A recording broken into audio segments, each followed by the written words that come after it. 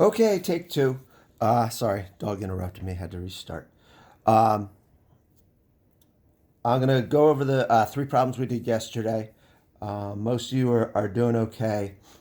We're still getting some shortcuts. Pictures, vector diagrams are really important in these, and it's been screwing several of you up. So we're gonna start number 6.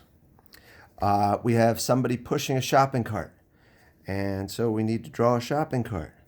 Okay, shopping cart has wheels. It's got a rack down below where you can put some groceries, and then it's got some structure to hold the cart up here where this is kind of open, and then there's a handle over here, and then somebody stands up. Well, somebody taller than that stands up and is pushing the cart. Okay, that's a pretty poor drawing. But we see that they are pushing at an angle, the force of the push, and that is measured from the horizontal. They said theta equals 29 degrees below the horizontal. Okay, so here's our force of the push. Now, they tell us about the frictional force. They say the cart's moving at a constant velocity resisted by a frictional force of 48 newtons. And so if we do our full force diagram, we'll always have a force weight down. We had that force of the push at an angle here. Friction resisting the motion, force of friction, and there's going to be a normal force. Normal force will be a little bit more than the weight because this push has a little bit of a down component, so the normal has to eliminate or cancel that down plus the weight down so that we don't get an acceleration in the vertical direction. So the first thing they ask us for is what is the force of the push? And so we have to think, well, I've got this force of the push that I don't know how big it is. But if I have a frictional force going to the left, 48 newtons, there must be a force to the right equal to that. We were told constant velocity. And so force push horizontal has to exactly cancel that force of friction. So this has to be 48 newtons. There's a 29-degree angle. And so we're looking at a hypotenuse and an adjacent. That's the cosine. We're always dealing with cosine when we're dealing with work problems. And so we have cosine theta equals adjacent over hypotenuse. We're looking for the hypotenuse. We have to get that out of the denominator, so we'll multiply both sides. We want it to be by itself, so we'll divide by the cosine, and we get the hypotenuse is equal to the adjacent divided by cosine theta. And so this is going to be force of the push is equal to 48 divided by cosine 29 degrees. Somebody still had their calculator in radian mode. I understand you're still doing calc or pre-calc. You got to switch it back. If it says degrees, you got to have your calculator in degrees. This gives us a force of push equal to 54.88 newtons. And so this was what they asked us for part A. How big was that push? Part B, we want to know how much work did the shopper do. So the shopper is pushing the cart. And so with doing that, we always, when looking for work, we draw two vectors starting at the same point. The force vector we're dealing with that's doing the work and the displacement vector. Now the cart moves in the horizontal direction. It's, sorry, not a very straight line. There's our distance. And our force of the push that we've been asked about is at an angle force, the push, and there's our angle. And we know that the work equation, work is equal to FD cosine theta. Now, the cosine theta part is designed to find out how much of this force is in the direction of the motion. Okay? We already know that. We know it's 48 newtons. But if we want to put this in, we'll get the same answer. If we take our 54.88 newtons times the cosine of 29, we get 48 newtons. 48 newtons. That's the part in the direction of the motion. And we're going to multiply that times the distance. So two different ways, but work of the push equal to 54.88 times 22 meters times the cosine 29 degrees, and we get work push equals 1,056 joules. Okay, so that's part B. Part C asks us how much work did friction do? And so friction is going to the left. There's our force of friction, and our distance to the right. And so here's our angle, straight angle, that's 180 degrees.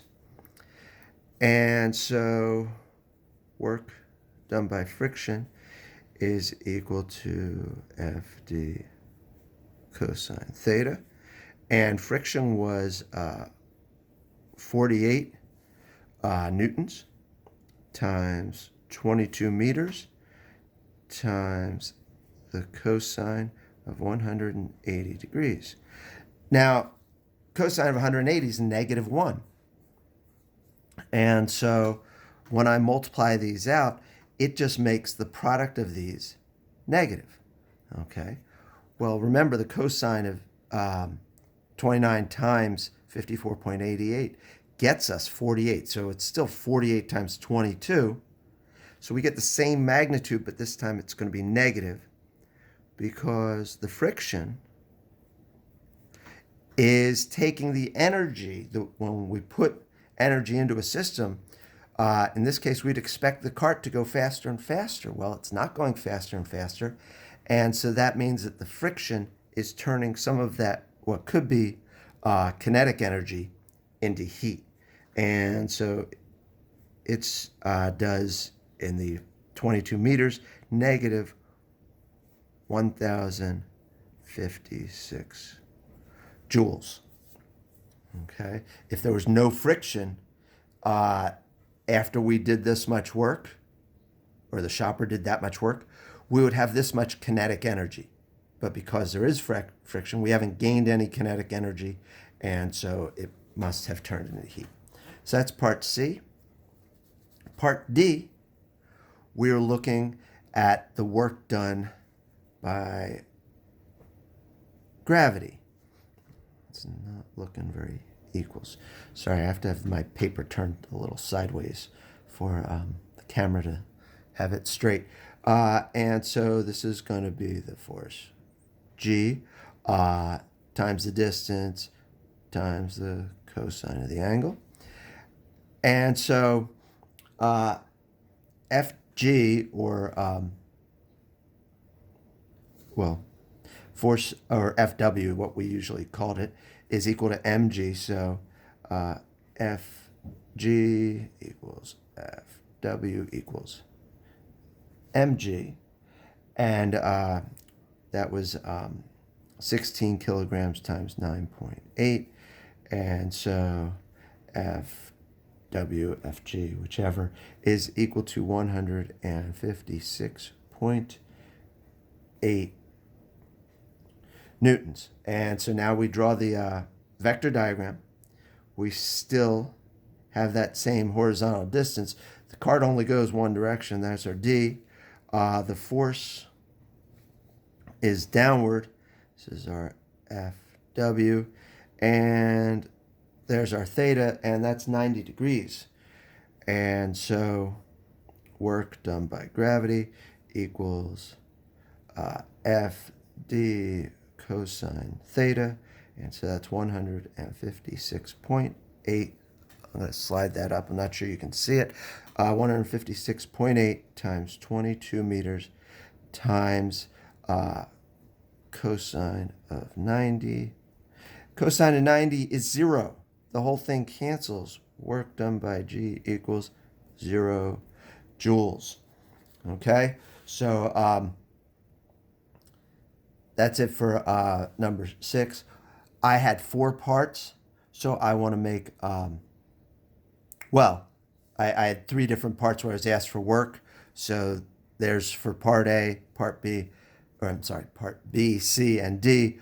Part A asked me for what the force of the push was. It wasn't a work problem. Okay, different diagram for each part.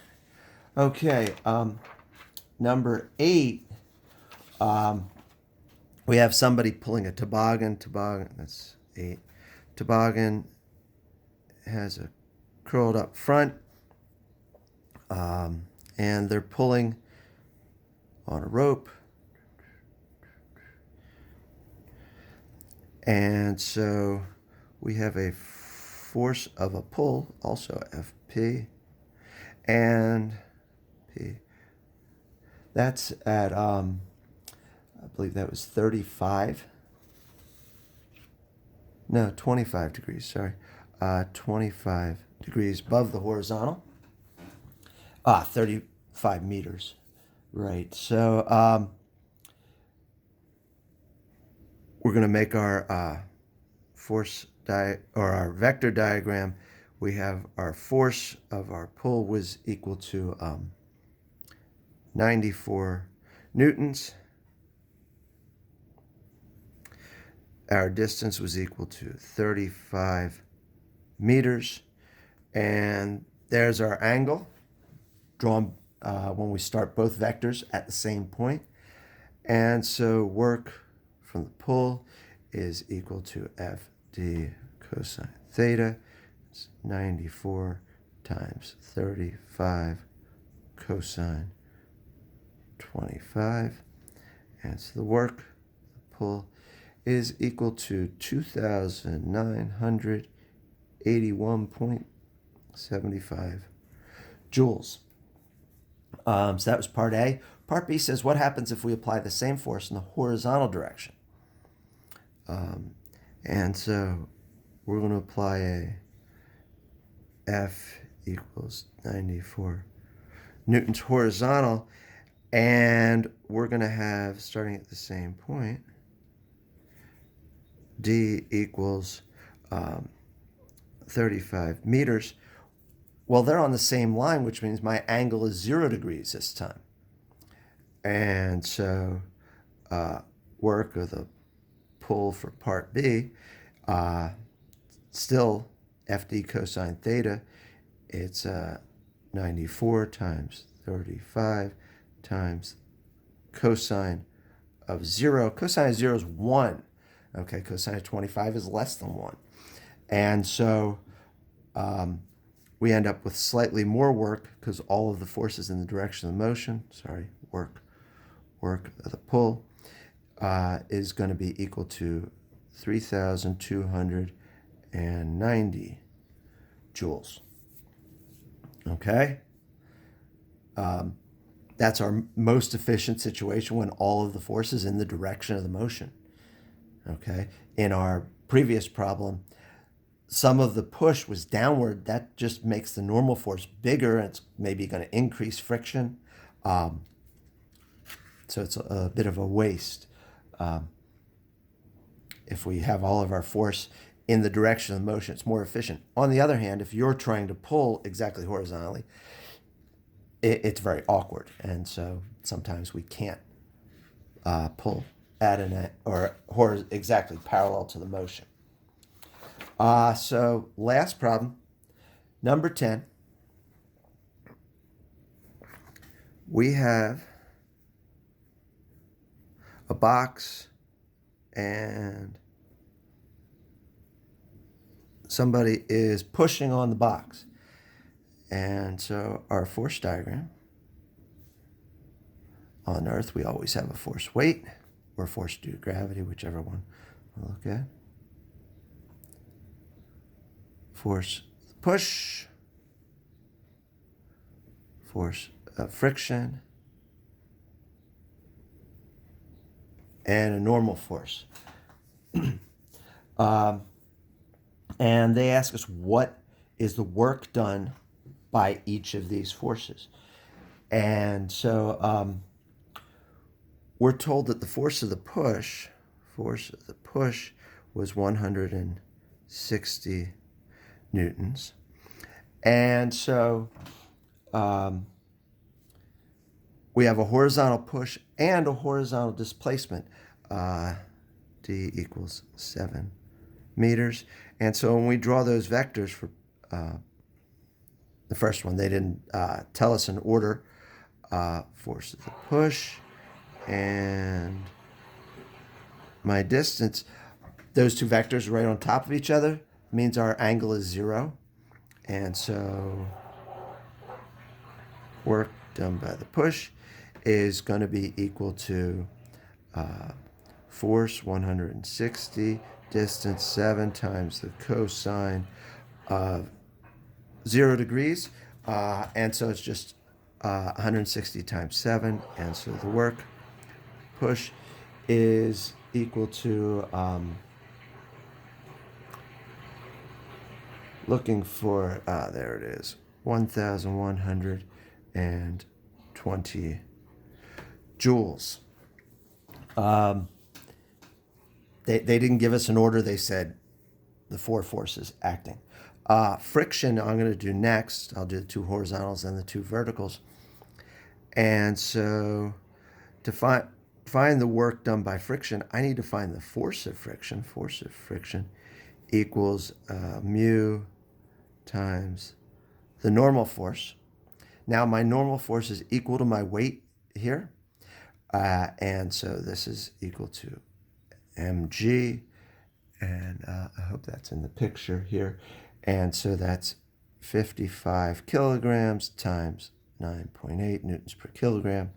Force weight equals 539 newtons. We were given mu is equal to 0.25.